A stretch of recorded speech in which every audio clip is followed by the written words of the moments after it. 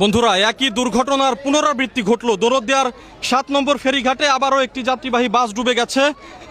আপনারা জানেন এর আগে একটি বাস ডুবে ২৬ জনের প্রাণহানির ঘটনা ঘটে। সেই একই ঘটনা আজকে আবার ঠিক কিছুক্ষণ আগে ঘটেছে দৌলতদিয়ার ৭ নম্বর ফেরিঘাটে। এখানে এই যে ফেরি, করবি ফেরি, এই ফেরিতে উঠে যায় একটি বাস, এসবি পরিবহনের একটি যাত্রীবাহী বাস। বাসটি কুষ্টিয়া থেকে আসে এবং কুষ্টিয়া থেকে আসার পরে এই বাসটি এই ফেরিতে উঠে যায় এবং ফেরিতে উঠে যাওয়ার পরেই এই যে ফেরির যে ডালা, এই ফেরির ডালা ভেঙে ঠিক এই জায়গা দিয়েই আপনারা দেখতে পাচ্ছেন ক্যামেরার সাহায্যে, ঠিক এই যে এই জায়গা দিয়েই এই যে ডালা ভেঙে এই জায়গা দিয়েই বাসটি নদীতে পড়ে গেছে। আপনারা দেখতে পাচ্ছেন এই যে ডালা, এই ডালাটি ভেঙে নদীতে ঠিক এই জায়গাটিতে এই মুহূর্তে বাস রয়েছে। আপনারা দেখতে পাচ্ছেন এরই মধ্যে উদ্ধারকারী জাহাজ হামজা এখানে চলে এসেছে, এবং ফায়ার সার্ভিস, কোস্টগার্ড এবং বিআরডব্লিউটি এর ডুবুর ইউনিট তারা এখানে উদ্ধার কার্যক্রম শুরু করে দিয়েছে। ভাই, বাস কি এখানে আছে?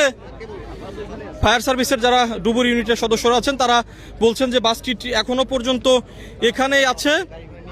আমরা প্রশাসনের সঙ্গে কথা বলেছি, তারা বলেছেন যে হতাহতের আশঙ্কা তেমন একটি নেই, তবে বাসটি যখন উদ্ধার হবে, উদ্ধার করার পরেই বোঝা যাবে আসলে কোনো হতাহত আছে কিনা। আপনারা জানেন গত 25শে মার্চ এরকম একটি ঘটনা ঘটে দৌলতদিয়ার ৩ নম্বর ফেরিঘাটে।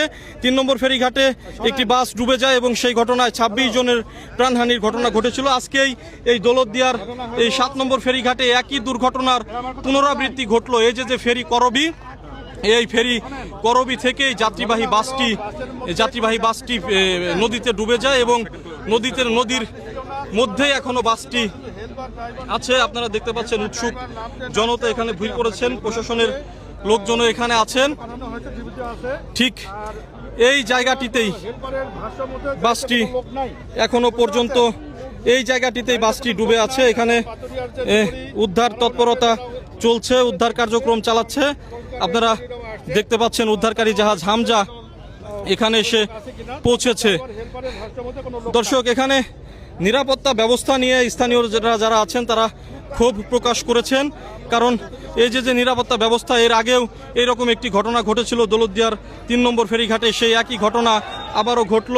স্থানীয়রা কিন্তু মাঝে মাঝেই ক্ষুব্ধ হয়ে যাচ্ছেন, তারা বিভিন্ন ধরনের স্লোগান দিচ্ছেন যে কেন এই দৌলতদিয়া ঘাটে বারবারই এই একই ঘটনা ঘটে। আপনারা দেখুন উৎসুক জনতা বা স্থানীয়রা যারা আছেন তারা কিন্তু ক্ষোভে ফুঁসে উঠেছেন। এখনো পর্যন্ত বাসটি পদ্মা নদীর নিচেই আছে।